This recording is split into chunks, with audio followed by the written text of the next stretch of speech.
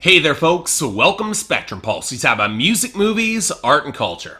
And today we're going to be talking about the newest album from Tim Hecker called Love Streams. Now I've talked before at length how I'm still kind of working to explore electronic music, still trying to find the clearest inroad to a genre that can frequently be beautiful and powerful and experimental, but often can be just as hard to really talk about or fully dissect. And today, it's time we talk about one of the subsets of electronic music that remains some of the hardest for me to decode and really explain: ambient drone and noise. Sort of sounds that nearly all but the most dedicated of listeners will brand it as background noise. They're just completely empty and they'll just walk away. It's long been a genre that I've touched in passing, but I've got a certain aversion to it. I can definitely appreciate ambient music and atmosphere, but stretched out across glitched out soundscapes with only the slightest of change-ups in melody or the sparsest of beats, yeah, I gotta be honest, most of the time it's just not my thing. I like groove and composition more than textured sonic tapestries that often rely on the thinnest of context to define what it actually might be trying to say. As such, delving into the extensive back catalog of Canadian electronic artist Tim Hecker has been quite the experience for me, most notably because it probably came the closest to creating soundscapes that were enticing enough to keep me coming back for more. I found stuff I liked here: the misconnections and fragmented transmissions of Radio Amore, the darker guitar feedback soaked mirages that start touching on more black metal textures which come up on later albums, the more soothing but melancholic harmony in Ultraviolet that grew all the more expansive, the more dense construction of an imaginary country. They all reflected so much more than what the first few listens would imply, and that would reach a peak on Tim Hecker's 2011 album Rave Death 1972, a titanic, borderline apocalyptic album that I would have no qualm saying is legitimately kind of awesome. And while I didn't quite like his 2013 album Virgins as much, I miss the thicker atmosphere, even if the greater, more intimate focus on melody with much cleaner textures made it a very potent listen in and of itself, especially in the back half. I think I understood enough to delve into his newest album, Love Streams, which had been garnering something of a mixed critical response. So as a relative newcomer to this sort of music, how did Tim Hecker's new album click for me? Well, man, it's been a while since I've covered an album that frustrates me this much. An album that simultaneously I get the feelings that I should like both more and less than I actually do. On the one hand, it's following in a lot of the trends that I didn't like about Virgins. It is easily one of Tim Hecker's least atmospheric and cohesive albums to date. And yet, even despite the dissonance and the moments that should push me away, I don't hate or even dislike this album. It's been an oddly perplexing album to revisit. I keep trying to delve into it more, which is kind of surprising to me. So to explain all that, okay.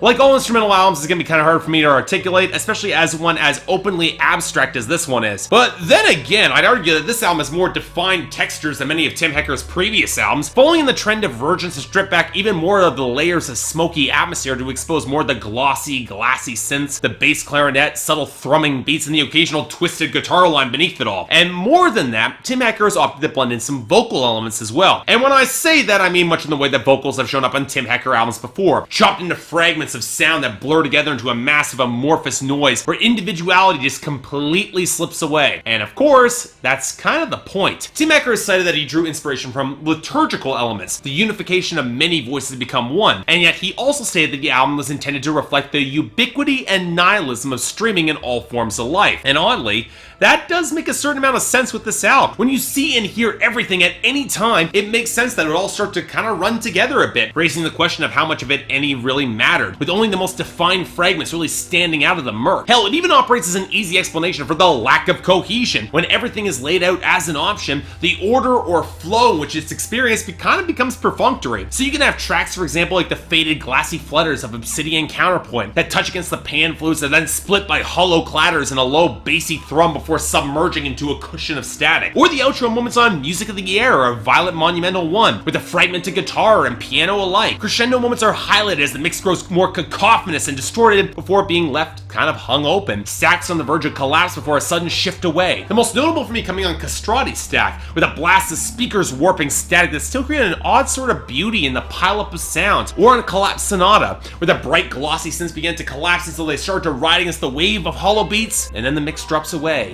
entirely into this hollow echoing deepness, leaving the remaining synths to blare off key before Blackface bundles them into a darker, smoldering, more funereal picture. And yet, for as much as I can tolerate the melody's swell and ebb off of rhythm with hollow, glassy tones, or the vocals that alternate between being kind of too close for comfort and not nearly as melodic or well blended as they're trying to be, or the beats that always seem to be straining on the edge for more of a chance to really break free. After multiple listens, I'm left feeling that there's more of a tease than an actual payoff on this album. I've seen comparisons between this record and Anna Meredith's star-making debut album this year, Varmints, but Anna Meredith was willing to let her intricate crescendos and compositions explode. Hecker, he's more impressionistic with his pieces, which would be fine if so much of the atmosphere and flow didn't feel so compromised, always on the precipice of collapsing and never quite tilting over and hitting that climax point. And while I kind of define the odd beauty of tracks like Voice Crack, or the dreamy arca-like flutter of Bijou Dream, or the warping fidelity of Live Leak Instrumental, or the simmering ghostly glitch of Blackface, the progression just feels kind of misshapen and off. And while I get the thematic reasoning why that is, I also get the impression that there could have been a way to execute this that didn't leave this album feeling such a lack of payoff, with tracks fading out when the ideas or layers just kind of run short on them. So considering Love Streams as a whole, again, it's an album that leaves me more frustrated in more ways than one, partially with the lack of payoff, but even more so because there are moments that make me wish that I could like this a lot more. I'm not wild about peeling away so much of the fuzzed out atmosphere that made albums like Rave Death 1972 so compelling. I still think that's Tim Hecker's best work, but there are gorgeous moments where the marriage of disparate textures really did come together. And while these are fragments in isolation on an album that never really lets them blossom or flow or swell, they're good enough to keep drawing me back to this album. In other words, while I think that I get what Tim Hecker was trying to do with Love Streams, I think my journey into this type of experimental electronic music has reached the original conclusion. I can appreciate it, that's why it's getting a 6 out of 10, but this album just not really for me. If you're for a challenging listen, I recommend you check this out, but if I'm being honest, both Rave Death 1972 and Virgins hit me harder, so I pick up those first. Otherwise,